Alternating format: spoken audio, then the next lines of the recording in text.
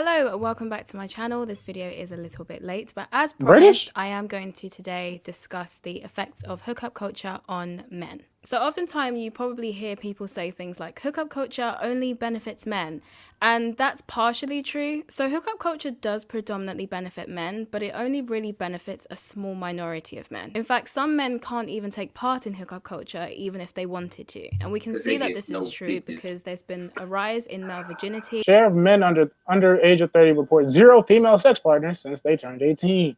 God damn, I cannot, bro. Oh my God, that jump. Wait a minute. I wasn't paying attention. Wait, hold on, let me look at that jump. 8% 27%. We kids no bitches.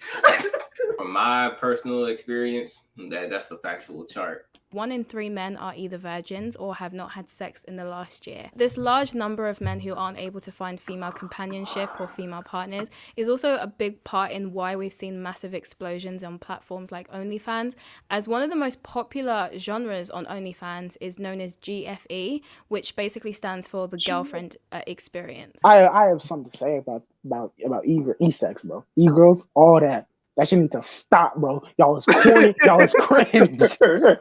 I'm not gonna take my phone and be like, oh. There's a section of men out there who can't get female attraction. So you know what they're doing? They're going on OnlyFans and they texting these bots, thinking it's the real woman, thinking they getting text backs all night, talking about some, hey, how you doing? What you doing? And then it's probably not the female herself. It's probably just some guy who works for her talking about something. I'm doing fine, love. You know how much Bad Baby made on the first night she turned 18?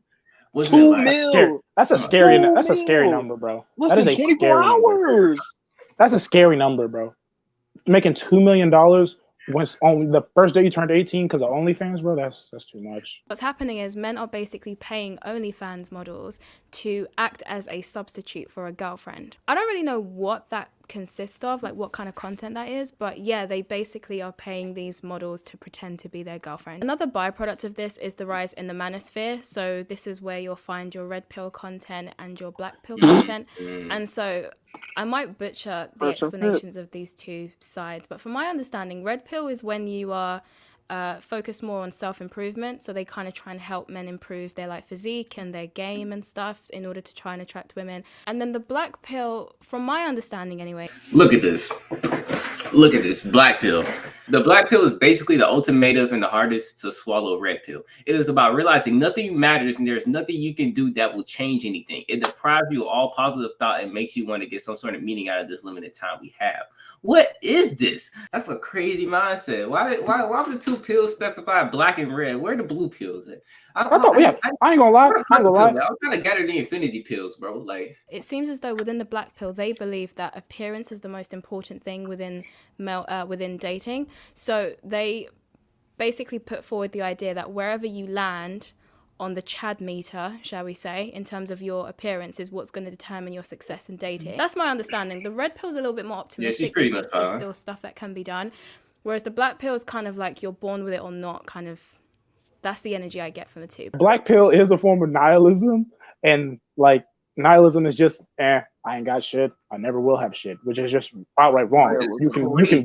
You can always grind for something. It may not be what you wanted, but you can definitely grind for it. There's always improvement in middle school.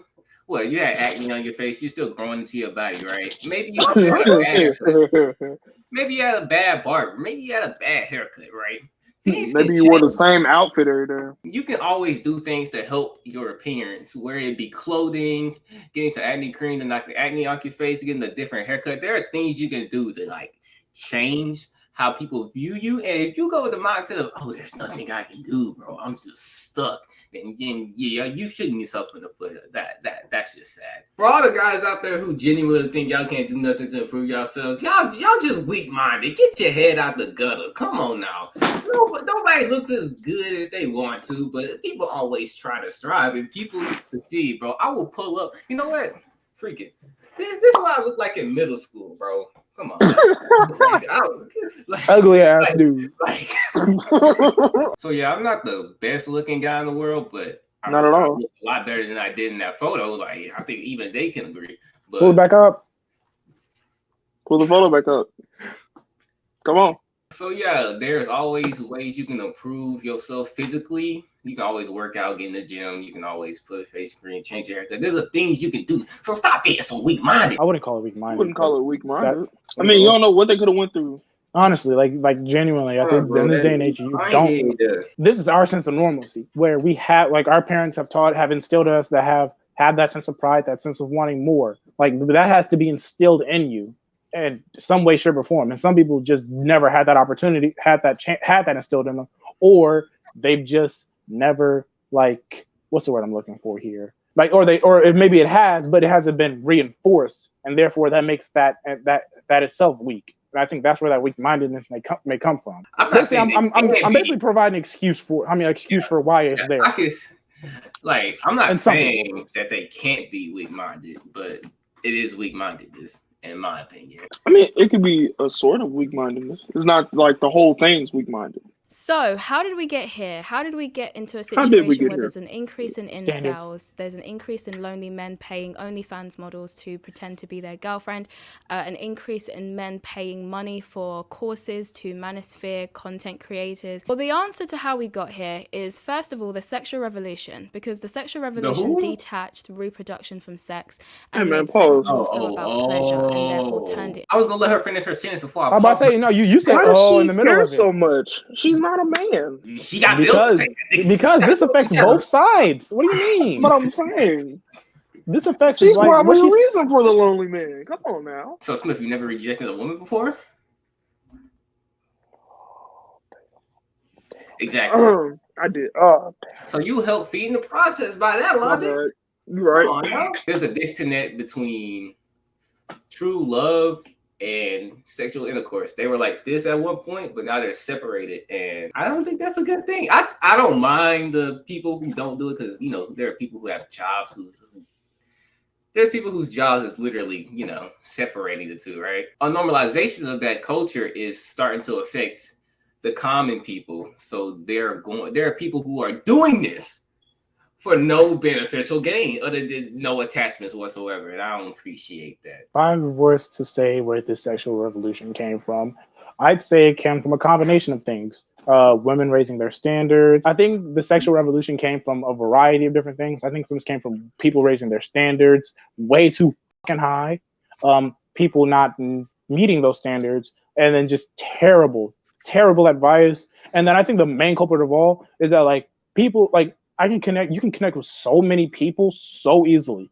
Like, I could just honestly probably find some random PlayStation party to join, because my game is on over there. I could probably join some random party, find a couple people to play with, and that's in like a healthy sense.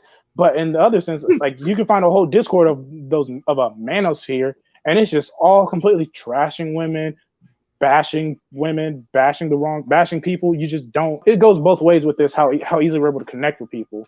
But I think that plays the biggest factor in this whole sexual revolution. True. Honestly, people would rather, sit in their house, watch the hub all day instead of going out and meeting real people. Could be fear of rejection, insecurities, like we talked about before. I think it's mainly because people nowadays, especially in our generation, don't want the attachment. They just want the pleasure. They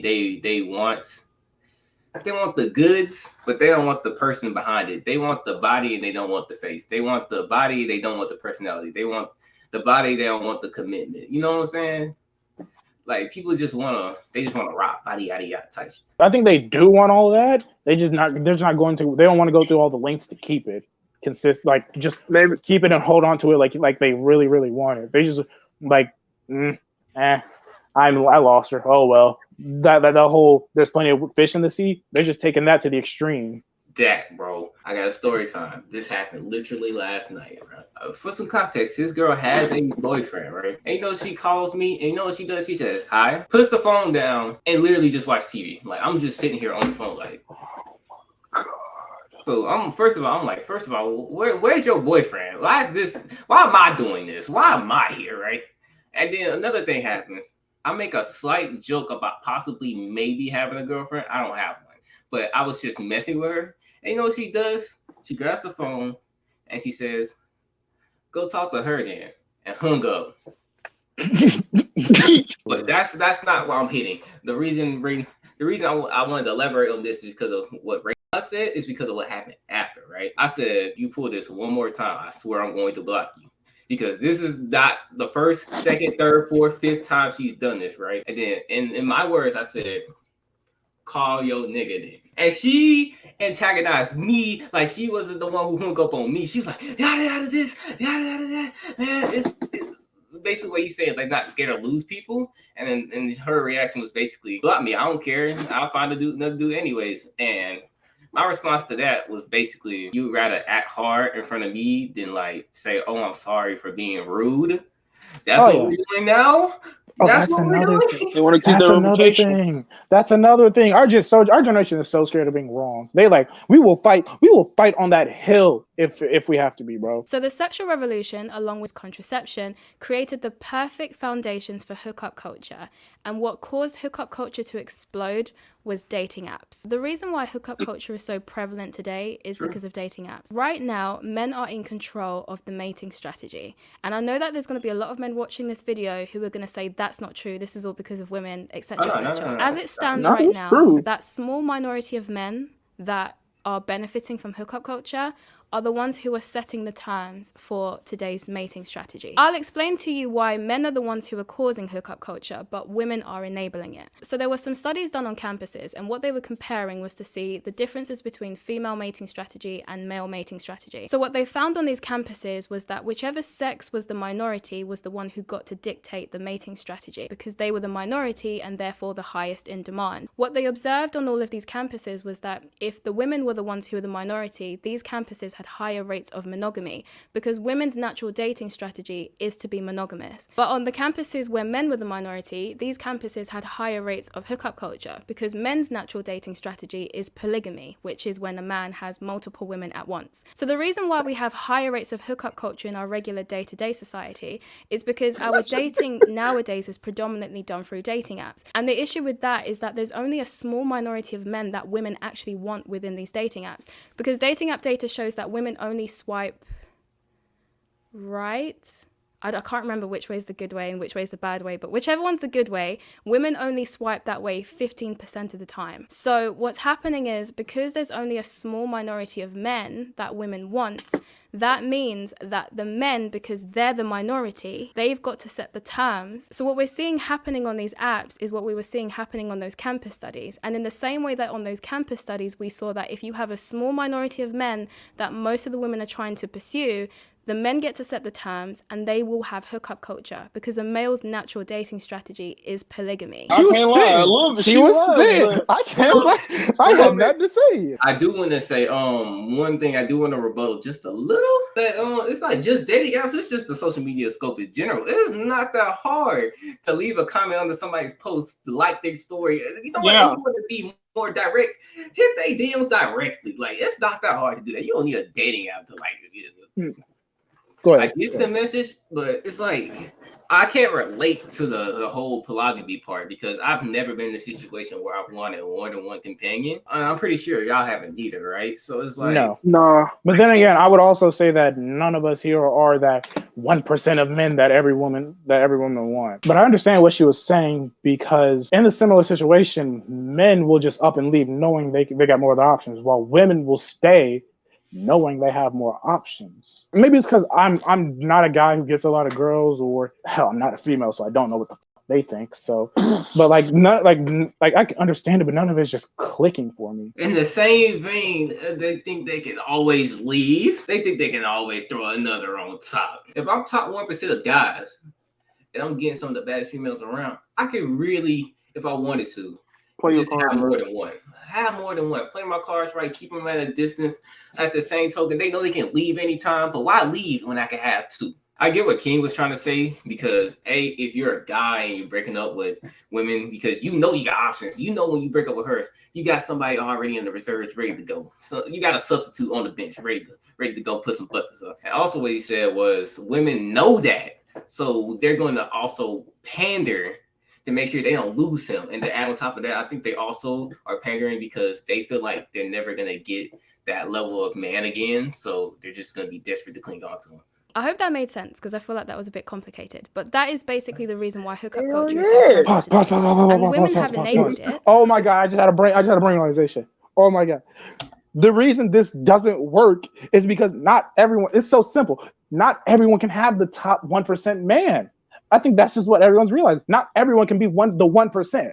Because if there is that, a new 1% is created. And women also always wanting the 1% man, not everyone can, like, unless not, yeah, that's what I think, that's the whole like polygamy thing. Not everyone can get a 1% man or a 1% woman, because if everyone could, there'd be a new 1%. There'd be an even better 1%, and then everyone would want that. And I think that's just something that our generation hasn't clicked yet. That, yo, you're gonna have to settle for something less. It may not be that perfect, but it can be ideal. It can still be satisfactory, a relationship like that.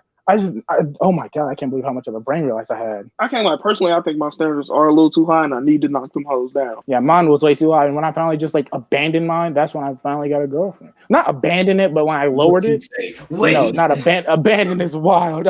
Having no standard is crazy. Because I know I myself had set an impossible standard for me to attain when it came to a girlfriend. Like, I wanted all these small features about her. And when in college, I was like, well, first of all, people aren't they aren't looking at me and talking about me as bad as I thought they would be. In fact, I'm actually quite well liked. And I realized that I myself had set like this impossible standard. Like, I'd come across this one out of billions woman that had like all these perfect little features that I want, that I thought I'd like. Hell, I was a virgin at the time. I didn't even know what I liked when I said, you know what, let's just talk to a girl and let's just see how it goes. Let's just not set these weird unrealistic standards. And when I just finally accepted that that's how it was, and it just worked out. That's the only way I could put it. And women have enabled it because women have decided to comply with this standard as opposed to rejecting it. And the reason why women are complying with it is because we were raised under the sexual revolution, which has taught us that sex is nothing more than a leisure activity and casual sex is empowering and freeing,